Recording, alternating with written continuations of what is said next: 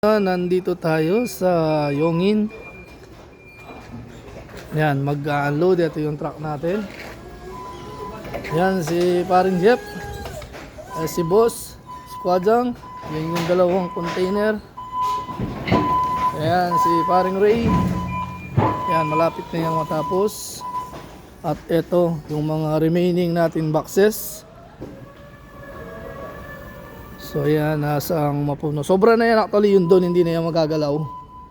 Hindi na yan gagalawin. So yan, lahat to yung nakalagay sa left and right is ilolo dyan. So ganyan kalaki yung ating jumbo. Ito yung jumbo natin. So yan yung ating regular size. And ito yung ating mini. Yan yung mga oversize na yan, oversize. So yan, bawal yan ha. So yung paano ba yung regular box natin? Ito. Ito yung regular box natin. So yan, ganito dapat yan. So flat lang siya. Mas okay yung transparent na tape. Yan, yung mga bulking ganito, yan, bawal yan.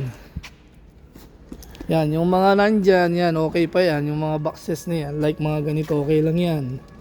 So yung mga nandun, lalo na yung mga nandyan na nakabukol na yan. So additional 30 to 40 yan. So yung mga nagtatanong dyan na gustong magpa-pick up ng ibang box, yes, pwede yan. Ayan yung ating mga regular size na mga boxes.